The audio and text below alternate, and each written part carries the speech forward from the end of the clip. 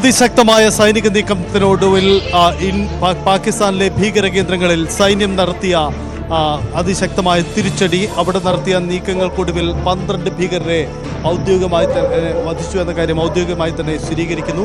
കൂടുതൽ നാശനഷ്ടങ്ങൾ ആ മേഖലകളിൽ ഉണ്ടായിട്ടുണ്ട്. ദൃശ്യങ്ങളടക്കം പുറത്തു വരുന്നുണ്ട്. ലോകരാജ്യങ്ങളടക്കം പ്രതികരിച്ചു തുടങ്ങി. അമേരിക്കയടക്കം ഈ സാഹചര്യങ്ങൾ നിരീക്ഷിക്കുകയാണെന്ന പ്രതികരണം അല്പസമയം മുമ്പ് ഡൊണാൾഡ് ട്രംപ് അടക്കമുള്ള ലോക നേതാക്കളുടെ ഭാഗത്തു നിന്നും ഉണ്ടാവുന്നു. അങ്ങനെ സാഹചര്യങ്ങൾ ഒരേ സമയം നിരീക്ഷിക്കുന്നു ലോകരാജ്യങ്ങൾ. നയതന്ത്ര തലത്തിൽ ഇന്ത്യ നേടുന്ന ഒരു മേൽക്കൈ, അതിനുശേഷം ഇന്ത്യ നടത്തിയ സൈനിക നീക്കം, അങ്ങനെ വളരെ പ്രധാനപ്പെട്ട സൈനിക നീക്കമായി കൂടി ഇത് മാറുന്നു എന്നതാണ് സാഹചര്യം. എന്തായാലും ഇത് സംബന്ധിച്ച് ഇന്ത്യയുടെ സൈനിക നീക്കത്തെ അപലപിച്ചുകൊണ്ട് പാകിസ്ഥാൻ വിദേശകാര്യ മന്ത്രാലയവും രംഗത്ത് വന്നിട്ടുണ്ട് എന്നതാണ്. ഇന്ന് 10 മണിക്ക് അവിടെയും ഉന്നതതല യോഗം ചേരാൻ പ്രസിഡന്റ് വിളിച്ചു ചേർത്തു എന്ന വിവരം കൂടി പുറത്തു വരുന്നുണ്ട്. രാജ്യ തലസ്ഥാനത്ത് ഇന്ന് വളരെ പ്രധാനപ്പെട്ട യോഗങ്ങളാണ്.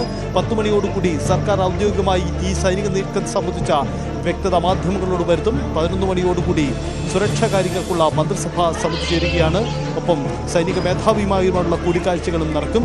അങ്ങനെ തന്ത്രപ്രധാനമായ നീക്കങ്ങൾ, പാകിസ്ഥാന്റെ ഭാഗത്തു നിന്നും കൂടുതൽ തിരിച്ചടി നീക്കങ്ങൾ ഉണ്ടായാൽ എങ്ങനെ പ്രതിരോധം ഉയർത്താം എന്നത് സംബന്ധിച്ചുള്ള ആലോചനകളൊക്കെ ആ തരത്തിലും നടക്കുമെന്നതാണ് പ്രധാനപ്പെട്ട കാര്യം.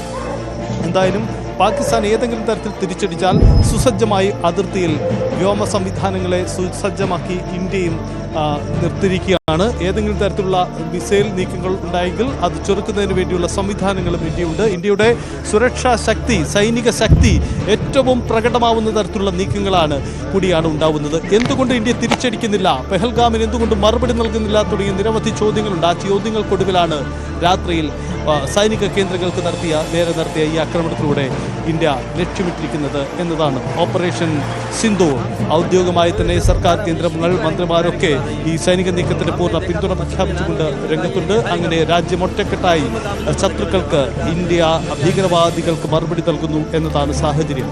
സിവിലിയൻ മോക്ക് ഡ്രിൽ ഇന്ന് വിവിധ കേന്ദ്രങ്ങൾ പ്രഖ്യാപിച്ചതിന് തൊട്ടു മുമ്പ് തന്നെയാണ് ഈ നീക്കം നടത്തുന്നത്. അതുകൊണ്ട് രാജ്യം അതീവ ജാഗ്രതയിലാണ്. ജനങ്ങൾക്ക് മുന്നറിയിപ്പ് നൽകി തന്നെയാണ് സർക്കാരിൻ്റെ ഭാഗത്തു നിന്നും ഈ നീക്കമുണ്ടായിരിക്കുന്നത് എന്നതുകൂടി പ്രധാനപ്പെട്ട കാര്യമാണ്. എന്തായാലും നിർണായക യോഗങ്ങൾ ഇന്ന് പകൽ ഡൽഹിയിൽ ചേരുകയാണ്. ഇന്നലെ രാത്രിയിലും പ്രധാനപ്പെട്ട കൂടിയാലോചനകൾ നടത്തിയിരുന്നു. പെഹൽഗാം സംഭവത്തിൽ എന്താണ് സംഭവിച്ചത് എന്നത് ലോകരാജ്യങ്ങളെ ബോധ്യപ്പെടുത്തുക, തെളിവുകൾ ശേഖരിച്ച കാര്യങ്ങൾ അറിയിക്കുക, അങ്ങനെ തുടർച്ചയായി വിദേശകാര്യമന്ത്രിയും വിദേശകാര്യ മന്ത്രാലയവും നടത്തിയ നയതന്ത്ര നീക്കങ്ങൾ അതിസുപ്രധാനമാണ്. അമേരിക്കയും റഷ്യയും ഒരു ഘട്ടത്തിൽ റഷ്യയുടെ പിന്തുണ നേടാനുള്ള പാകിസ്ഥാന്റെ ശ്രമമുണ്ടായിരുന്നു. ഏറ്റവും കൂടുതൽ റഷ്യൻ പ്രസിഡന്റ് വ്ളാഡിമിർ പുടിൻ പലതവണ പ്രധാനമന്ത്രി നരേന്ദ്രമോദിയുമായി സംസാരിച്ച് പൂർണ്ണ പിന്തുണ ഇന്ത്യക്കുണ്ട്. ഭീകരവാദത്തിനായ ഇന്ത്യയുടെ നീക്കങ്ങൾക്ക് പൂർണ്ണ പിന്തുണ എന്ന നിലപാടറിയിക്കുകയും അങ്ങനെ പ്രധാനപ്പെട്ട സാമ്പത്തിക സൈനിക ശക്തികൾക്ക് പൂർണ്ണ പിന്തുണ ഉറപ്പാക്കിക്കൊണ്ടായിരുന്നു ഇന്ത്യയുടെ നീക്കം. ആ തരത്തിലുള്ള നയതന്ത്ര മേൽക്കൈ നേടിയതിനു ശേഷം ഇപ്പോൾ സൈനിക നീക്കം കൂടി ഇന്ത്യ പ്രഖ്യാപിക്കുമ്പോൾ ഇന്ത്യയുടെ സൈനിക വിജയം കൂടിയായത് മാറുകയാണ്. അങ്ങനെ 9 ഭീകര കേന്ദ്രങ്ങൾ ലക്ഷ്യമിട്ടുകൊണ്ട് ഇന്ത്യൻ സൈന്യം നടത്തുന്ന സൈനിക നീക്കങ്ങൾക്കൊടുവിൽ 12 ഭീകരരെ വധിച്ചതായുള്ള അറിയിപ്പ് കൂടി വരുന്നുണ്ട്. കൂടുതൽ നാശനഷ്ടങ്ങൾ ആ മേഖലകളിൽ ഉണ്ടായിട്ടുണ്ട്. സിവിലിയൻ കേന്ദ്രങ്ങൾ ഒഴിവാക്കിക്കൊണ്ട്, പാകിസ്ഥാനിലെ മറ്റ് സൈനിക കേന്ദ്രങ്ങൾ ഒഴിവാക്കിക്കൊണ്ട് ഭീകര കേന്ദ്രങ്ങൾ മാത്രം ലക്ഷ്യമിട്ടുകൊണ്ട് നടത്തുന്ന സൈനിക നീക്കം എന്നതാണ് സാഹചര്യം. ഉറിയിൽ നടത്തിയ സർജിക്കൽ സ്ട്രൈക്കിന് സമാനമായ മറ്റൊരു നീക്കം, സൈനിക കേന്ദ്രങ്ങൾ മാത്രം ലക്ഷ്യമിട്ടുകൊണ്ടുള്ള ഒരു നീക്കം കൂടിയായി ഇത് മാറുകയാണ്. അങ്ങനെ ശക്തമായ ഒരു നീക്കമാണ് ഇന്ത്യ നടത്തിയത്. രാജ്യത്തിൻ്റെ സൈനിക ശേഷി പൂർണ്ണമായി ഉപയോഗിച്ചുകൊണ്ടുള്ള നീക്കം കൂടിയായി ഇത് മാറി എന്നതാണ് പ്രധാനപ്പെട്ട സാഹചര്യം. ഓപ്പറേഷൻ സിന്ധൂർ, ഇന്ത്യയുടെ തിരിച്ചടി. ഇന്ത്യ അതിർത്തിയിൽ വ്യോമസേന യൂണിറ്റുകളെല്ലാം സജ്ജമാക്കി നിർത്തിയിരിക്കുന്നു എന്ന വിവരങ്ങൾ പുറത്തുവരുന്നു. പ്രതിരോധ മന്ത്രി രാജ്നാഥ് സിംഗ് ഭാരത് മാതാ കി ജയ് എന്ന് പോസ്റ്റ് ചെയ്യുന്നു. ഇന്ത്യ തീവ്രവാദ ക്യാമ്പുകൾക്ക് നേരെയാണ് ആക്രമണം നടത്തിയത്. ജസ്റ്റിസ് ഇസ് സർവ് എന്ന് ഇന്ത്യൻ ആർമി ട്വീറ്റ് ചെയ്യുന്നു. ഡൊണാൾഡ് ട്രംപ് ഈ വിഷയം സഗൗരവം നിരീക്ഷിക്കുന്നു എന്ന് വ്യക്തമാക്കുന്നു. എല്ലാം പെട്ടെന്ന് അവസാനിക്കും എന്ന് കുറിക്കുന്നു. ഈ സംഭവത്തെക്കുറിച്ച് താൻ അറിഞ്ഞു, എല്ലാ പ്രശ്നങ്ങളും പെട്ടെന്ന് അവസാനിക്കും എന്നാണ് കരുതുന്നത് ഡൊണാൾഡ് ട്രംപ് വ്യക്തമാക്കുന്നു. ഈ ആക്രമണം, പരസ്പര തർക്കങ്ങളും ദീർഘകാലമായി തുടരുന്നു. പക്ഷേ ഇത് പെട്ടെന്ന് അവസാനിക്കും എന്ന് ആണ് ഡൊണാൾഡ് ട്രംപിൻ്റെ പ്രത്യാശ. ഏതായാലും പാകിസ്ഥാൻ ഒരു കാര്യം സ്ഥിരീകരിച്ചിരിക്കുന്നു, ബഹാവൽപൂരിൽ, കോട്ടയിൽ, മുസാഫർബാദിൽ എല്ലാം ആക്രമണങ്ങൾ ഉണ്ടായിട്ടുണ്ട് എന്ന് പാകിസ്ഥാൻ വ്യക്തമാക്കുന്നു. മുർദിക് എന്നത് ലഷ്കർ ഇ തായ്ബ എന്ന തീവ്രവാദ സംഘത്തിൻ്റെ ഒരു ആസ്ഥാനമാണ്. ആ കേന്ദ്രം ലക്ഷ്യമാക്കിയാണ് ആദ്യ ആക്രമണം ഉണ്ടായിട്ടുള്ളത്. അതുപോലെ ബഹാവൽപൂർ പാകിസ്ഥാനിലെ പഞ്ചാബ് പ്രവിശ്യയിലുള്ള സ്ഥലമാണ്. ജെയ്ഷെ മുഹമ്മദ് എന്ന ഭീകര സംഘടനയുടെ ഒരു പ്രധാന ആസ്ഥാനം കൂടിയാണ് ഈ ബഹാവൽപൂർ. ഈ രണ്ട് കേന്ദ്രങ്ങളാണ് പ്രധാന ആക്രമണം നടന്നിട്ടുള്ളത്. ഈ ജെയ്ഷെ മുഹമ്മദിൻ്റെ ബഹാവൽപൂരിലെ തീവ്രവാദ കേന്ദ്രം മസൂദ് അസർ തന്നെ നേരിട്ട് നടത്തിയതാണെന്നുള്ള വിവരങ്ങൾ അന്നുണ്ടായിരുന്നു. ഏതായാലും അതിർത്തിയിൽ ബിംബേർഗലിയിൽ, പൂഞ്ച്, രജൌരി ഈ സെക്ടറുകളിൽ പാകിസ്ഥാനിൻ്റെ ആർട്ടിലറി ഫയറിംഗ്, ബീരങ്കികളിൽ നിന്ന് വെടിയുതിർക്കുന്ന വിവരങ്ങൾ പുറത്തു വരുന്നു. അതുകൊണ്ട് തന്നെ ആ മേഖലയിൽ ഇന്ത്യൻ സേന ശക്തമായ തിരിച്ചടി നടത്തുന്നു. ഇന്ത്യൻ ആർമി നീതി നടപ്പിലാക്കി എന്ന് വ്യക്തമാക്കുകയും ചെയ്യുന്നു. ജമ്മു കശ്മീരിൽ ഷെല്ലിംഗ് ഉണ്ടായതിൻ്റെ വിവരങ്ങൾ പുറത്തു വരുന്നു. അതിനെതിരെ ഇന്ത്യ ശക്തമായി തിരിച്ചടിക്കുന്നു. 9 കേന്ദ്രങ്ങളിലേക്കാണ് ആക്രമണം ഉണ്ടായിട്ടുള്ളത്. ദേശീയ സുരക്ഷാ ഉപദേഷ്ടാവ് അജിത് ദോവൽ അമേരിക്കയുടെ സെക്രട്ടറി ഓഫ് സ്റ്റേറ്റ് മാർക്കോ റൂബിയോയുമായി സംവദിച്ചു. ഇന്ത്യൻ സാഹചര്യങ്ങൾ അദ്ദേഹത്തോട് വ്യക്തമാക്കുകയും ചെയ്തു.